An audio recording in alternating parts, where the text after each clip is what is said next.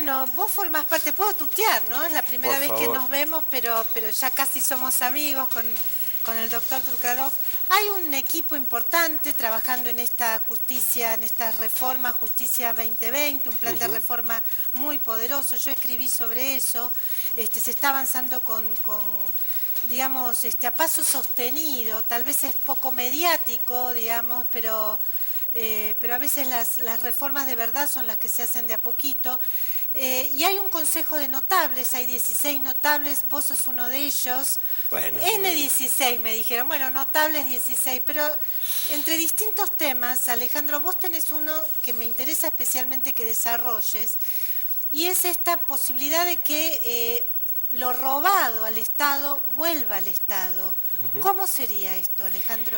bueno, quizás primero una brevísima aclaración, Por ¿no? favor. El proyecto de Justicia 2020 es un proyecto abierto a la participación de cualquier ciudadano que quiera hacerlo. Y yo creo que ese es un gran paso que hay que aprovechar. Pero hecha esta salvedad, en rigor de verdad, lo que vos mencionás no es estrictamente un proyecto, sino en la Argentina venimos con un atraso enorme en algo que en muchos otros países se ha logrado, que es el recupero, lo que se llama recupero de activos, y lo que se llama también indemnización de daños causados al Estado. Son dos elementos. Por un lado, todo lo detraído por la corrupción en particular, y por el otro lado, los daños que generan funcionarios públicos o terceros, los funcionarios en el ejercicio de su función y los terceros aprovechándose, por ejemplo, en contrataciones con el Estado. Por ejemplo, Lázaro Báez. Por ejemplo, Lázaro Báez, o por ejemplo un caso mucho más emblemático que ya tiene condena de hace años, para no ponerlo en el conflicto actual, que es los sobresueldos que pagó el gobierno de Menem, 600 millones de dólares pagados a sus ministros y secretarios, ya hay condena de tribunal oral, y ese dinero nunca se buscó recuperar. Es decir, mirá qué punto, o sea, 600 millones de dólares de sobresueldos. Ya hay condenas y nunca, la única que nadie intentó siquiera cobrarlo. Salvo a María Julia Alzogaray, a quien se le remató el Petit Hotel, pero no estrictamente para que devolviera el dinero, sino como consecuencia de la condena penal. Es decir, lo que yo planteo, y hace muchos años, tengo un trabajo escrito sobre esto hace 10 años, después algunas actualizaciones, hay varios comentarios en la misma dirección, es que las acciones de recupero del dinero no tienen por qué esperar las condenas penales. Y realmente es así. A partir del nuevo Código Civil y Comercial se acabó toda discusión. Antes la discusión era, bueno, pero primero necesitamos las condenas penales. Ahora la ley claramente dice que son acciones paralelas. ¿Y qué hay que hacer entonces? O sea, tiene que iniciarse una acción Lo civil. Lo mismo que cuando a vos te deben dinero. Claro, una acción civil. Iniciar acciones civiles.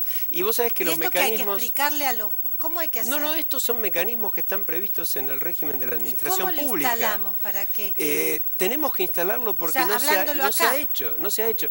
Yo te comento una anécdota que es muy interesante. En el año 2013-2014, 4 ONG organizamos un pedido al entonces Poder Ejecutivo reclamándole que en esta causa, la de los sobresueldos, justamente porque no era una causa que tuviera ningún conflicto, se iniciaran los reclamos para recuperar la plata. Nos dijo en aquel momento la Oficina Anticorrupción, el Ministerio de Justicia, no la actual, estamos hablando del gobierno anterior, bueno, cuando termine la causa lo vamos a hacer. Esta fue la respuesta. No es lo que dice la ley, y si esto se hiciera, yo te pongo un ejemplo en paralelo de lo que es recupero de activos. A ver. El Lavallato en este momento ya recuperó más de 4.000 millones de dólares. 4.000 millones de dólares recuperó el Lavallato. El famoso Paulo Roberto Costa, el que abrió todo el camino del Lavallato, el que era Petrobras, el jefe de gabinete de... No, era el alto funcionario de Petrobras que tenía todo el listado de las operaciones. Pero lo que le reclamó la justicia brasilera es que además de todas las denuncias para garantizarle la figura que allá se llama de delación premiada, acá la llamamos arrepentido, es que devolviera lo que él se llevó. Y él solo devolvió decenas de millones de dólares. Claro, ahí también, aquí hay críticas incluso a la ley del arrepentido, digamos, después lo vamos a charlar con Fabio Ferrer, que también estuvimos hablando. Es decir, pareciera que se ha aprobado una ley del arrepentido que busca que nadie se arrepienta. Es una ley insuficiente, claramente es una ley insuficiente. Vos sabés que nosotros hicimos con una querida amiga, con Mori Ponzowi, una petición que llegó a 140.000 firmas. Mori, una colega periodista, claro, la quiero mucho, Mori. Tal cual. La vamos a traer acá a Mercado Sin Pulgas. Y impulsamos mucho cuando la ley del arrepentido y la del acceso a la información pública parecían una utopía hace 3 años. Y bueno, ahora son una realidad, pero como vos decís, es una ley muy acotada. Necesitamos la posibilidad de que el arrepentido y hoy nadie se va a arrepentir con esta ley. Para terminar, muy cortito, Alejandro, Aníbal Guevara habló de una justicia, de una justicia demagógica. También Esteche habla de venganza en lugar de justicia, es decir, gente que está en las antípodas ideológicas, que sienten que la justicia no es justa. ¿Qué decís? Yo creo que hay una historia muy complicada en la Argentina y especialmente en el ámbito de la justicia federal.